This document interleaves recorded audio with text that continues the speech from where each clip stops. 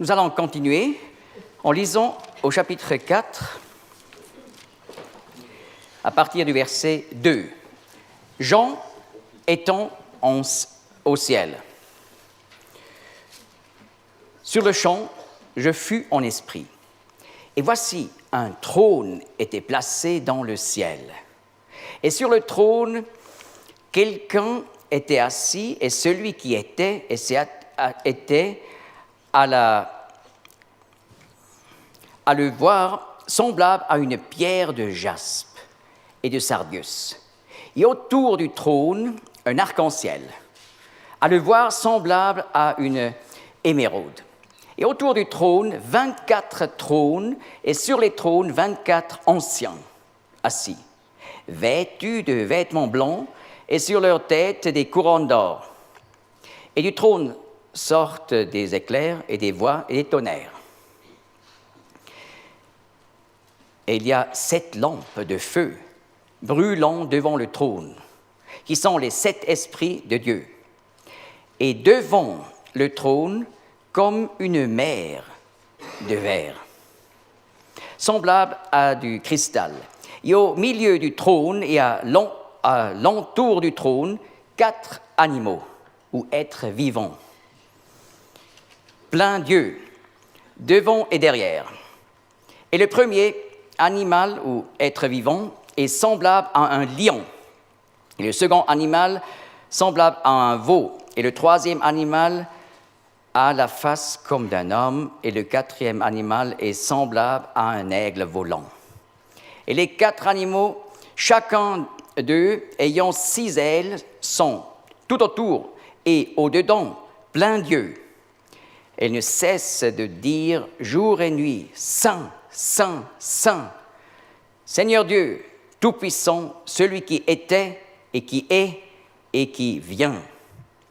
Et quand les animaux ou les êtres vivants rendront gloire et honneur et action de grâce à celui qui est assis sur le trône, à celui qui vit au siècle des siècles, les 24 anciens tomberont sur leur face devant celui qui est assis sur le trône et se prosterneront devant celui qui vit au siècle des siècles, et ils jeteront leur couronne devant le trône, disant « Tu es digne, notre Seigneur et notre Dieu, de recevoir la gloire et l'honneur et la puissance, car c'est toi qui as créé toutes choses, et c'est à cause de ta volonté qu'elles étaient et qu'elles furent créées. » Nous voyons le trône de Dieu dans le ciel, entouré de 4 êtres vivants. Il s'agit ici de l'arche de l'Alliance dans le ciel. Le terme l'arche de l'Alliance dans le ciel, on trouve directement en Apocalypse 11, verset 19. J'ouvre ce texte. C'est un texte qui nous illumine qu'il y a un temple original au ciel. Et le temple de Dieu dans le ciel fut ouvert, et l'arche de son alliance apparut dans son temple. Il y eut des éclairs et des voix et des tonnerres et un tremblement de terre et une grosse grêle. Le temple de Dieu dans le ciel est l'arche de l'alliance. Dans l'Ancien Testament, le trône de Dieu est égal à l'arche de l'Alliance, dans le lieu très saint. Sur l'arche de l'Alliance, il y avait la construction de 2 chérubins. Mais au temple de Salomon, qui apporte plus de détails, hier soir j'ai expliqué comme le tabernacle, c'est vraiment le sanctuaire de Dieu à la plus grande réduction. Mais dans le temple de Salomon, on a plus de détails qui sont des copies du temple céleste. Et là, on a 4 chérubins. Donc, Salomon avait ajouté encore 2 chérubins. Il faut que j'explique. En Ézéchiel 1 et suivant, nous apprenons que le terme des êtres vivants est égal à des chérubins. Les chérubins sont des anges qui ont un pouvoir particulier et qui ont le privilège d'entourer le trône de Dieu. C'est pour ça, par exemple, en Colossiens 1, verset 15, ces anges sont appelés des trônes. Les trônes, ce sont des anges du trône de Dieu. Alors, pour être clair, Jean est enlevé au ciel. Mais où? Hébreux 11 parle de la patrie céleste, mais parle aussi de cette ville que Dieu a fondée au ciel, la Jérusalem céleste. Mais la parole nous parle aussi du temple céleste, comme nous venons de voir. Eh bien, Jean est enlevé, on peut dire, au cœur du ciel, le temple céleste. Et là, non pas dans un des parvis, mais au temple proprement dit. Et là, pas simplement au sanctuaire, mais dans le lieu très saint, où il y a le trône de Dieu entouré par des chérubins. Alors, enlèvement vers le temple céleste. D'ailleurs, le Seigneur appelle le temple à Jérusalem, en Jean 2, la maison de son Père. Et en Jean 14, pendant cette soirée, juste avant la crucifixion, où les ombres du calvaire sont déjà tombées sur le Seigneur, là le Seigneur parle, dans la maison du Père, il y a beaucoup d'habitations. Et je vais vous préparer une place, et je vais revenir. Et là, on réalise, le Seigneur ne parle plus du temple à Jérusalem, mais de l'original, au ciel, qui est donc l'avenir des croyants de l'Église. Et il va un jour revenir pour l'enlèvement, pour enlever les croyants à la maison du Père. Mais on peut dire, Jean est effectivement enlevé dans la maison du Père, dans le temple céleste, et plus précisément dans le lieu très saint. D'ailleurs, le livre de l'Apocalypse est un livre qui nous révèle tant de choses sur le temple céleste. Par exemple, nous allons lire de la mer dans le ciel. Et nous venons déjà de lire de cette mer comme du verre. N'est-ce pas? Le terme « la mer » en 1 Roi 7 est le terme utilisé pour la cuve devant le temple de Salomon. Cette cuve énorme. Et peut-être nous savons que déjà Moïse, lorsqu'il a fait la cuve pour le tabernacle, il a utilisé les miroirs des femmes en bronze. Et alors, avec des miroirs, on a créé la mer, la cuve à l'époque. Mais la mer, la cuve céleste est aussi parfaite qu'elle soit comme du verre. Parce qu'on se voit parfaitement là-dedans.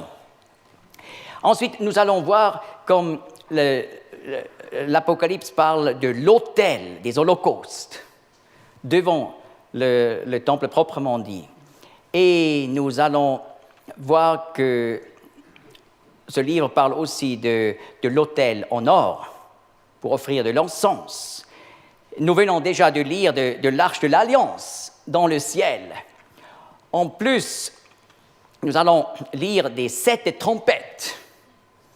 Et ce sont les trompettes en argent. Pourquoi on peut savoir? Parce que salpinx, en grec, peut désigner et les trompettes en argent dans l'Ancien Testament, nombre 10, ou les cornes appelées chauffards, les cornes d'animaux.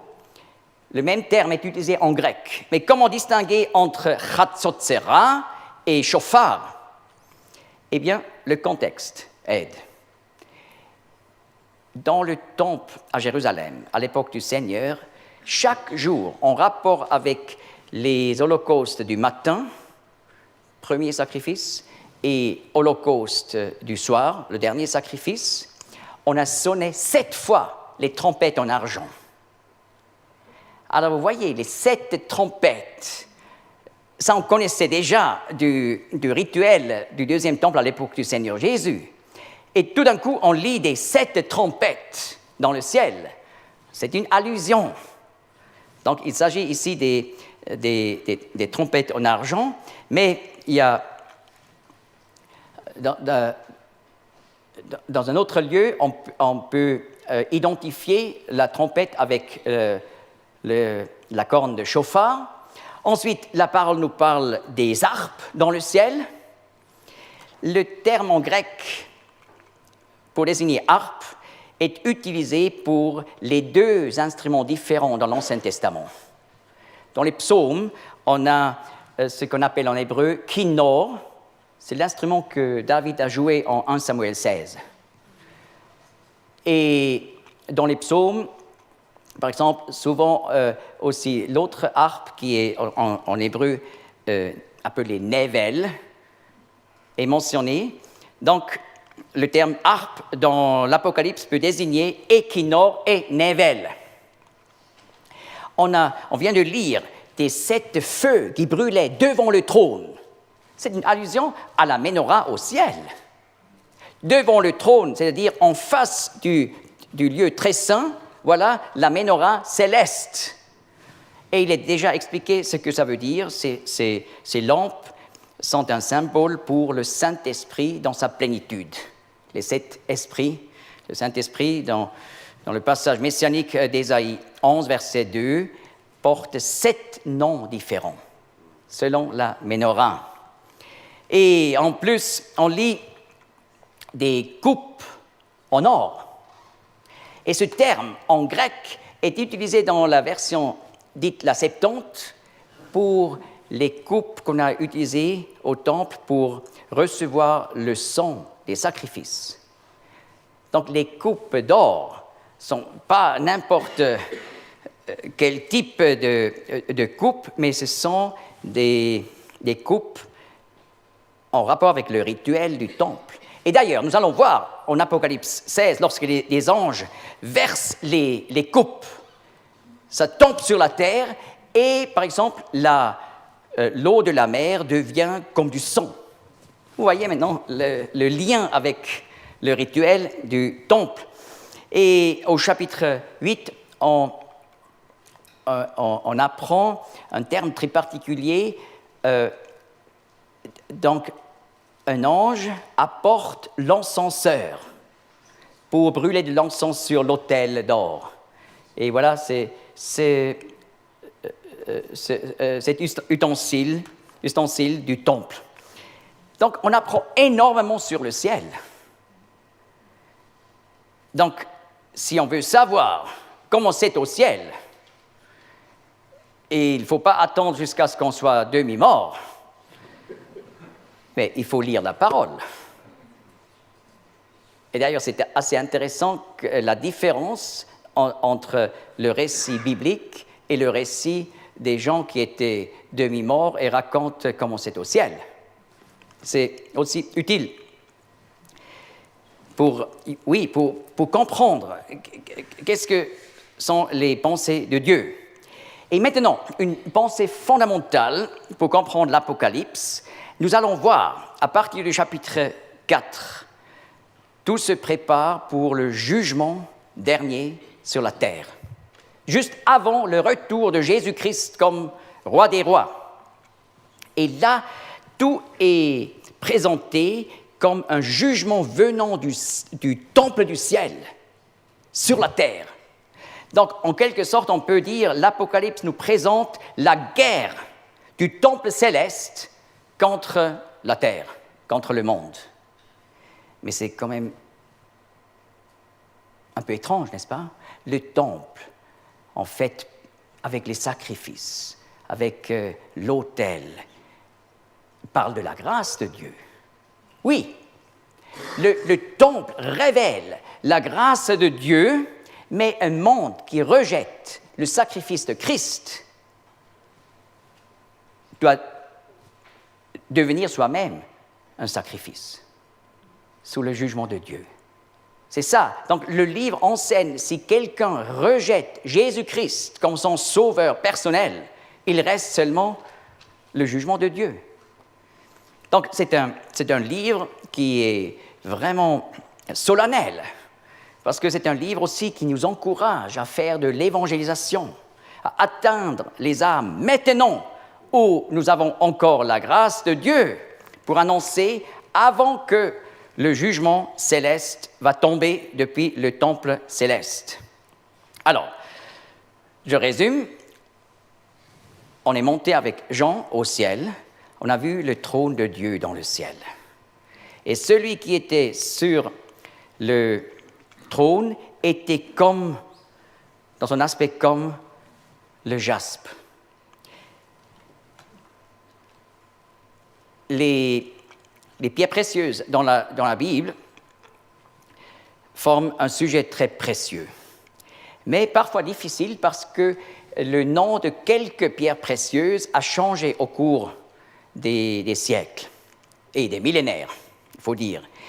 Et alors on peut dire que le jaspe dans le Nouveau Testament est le diamant, car aujourd'hui on appelle jaspe une pierre précieuse qui est en fait demi-précieuse et qui n'est pas lucide. Mais en Apocalypse 21, 10, nous lisons que le jaspe est une pierre très précieuse comme du cristal. C'est le diamant, qui est d'ailleurs le matériel le plus dur qui existe sur la terre. Eh bien, cela représente Dieu comme le Tout-Puissant, en-dessus de tout. C'est lui qui dit ce qui est justice et ce qui est injustice. Ce n'est pas, par exemple, la politique qui doit dicter ce qui est correct et non correct, n'est-ce pas? C'est Dieu qui dit ce qui est justice et injustice. C'est lui comme un jaspe. Mais nous avons aussi lu qu'on voit là autour du trône la gloire de l'émeraude, cette pierre précieuse, typiquement vert, parle du fait que Dieu, par son jugement, va apporter donc un nouveau siècle, le millénium, où la malédiction sur la terre va être enlevée presque 100%. Et voilà, ce ne sont pas les partis politiques qui nous amènent à apprécier la nature et la beauté de la nature. Nous croyons en un Dieu qui va faire pousser les plantes pendant le millénium, comme nous lisons par exemple en Ésaïe 35. Le désert va fleurir et les verdures vont pousser. Alors il s'agit de ce Dieu sur le trône qui va s'en occuper aussi de l'écologie de la terre. Et on voit ici la gloire de Dieu aussi décrite comme un sardius. Et voyez, c'est une pierre précieuse qui nous rappelle le sang. Ce Dieu qui sera le juge du monde depuis le trône du ciel, c'est ce Dieu qui a tout donné. Parce que Dieu, le Fils, est devenu un homme pour pouvoir mourir comme homme pour les hommes, pour nous amener à Dieu par son sacrifice et par son sang précieux. Eh bien, les 4 chérubins autour du trône sont décrits comme un lion, comme un veau, ou comme un aigle et comme un homme. Et nous allons voir cet après-midi la signification de ces têtes. Et ensuite, on va continuer avec le plan de la structure et la structure du dernier livre de la Bible. Merci.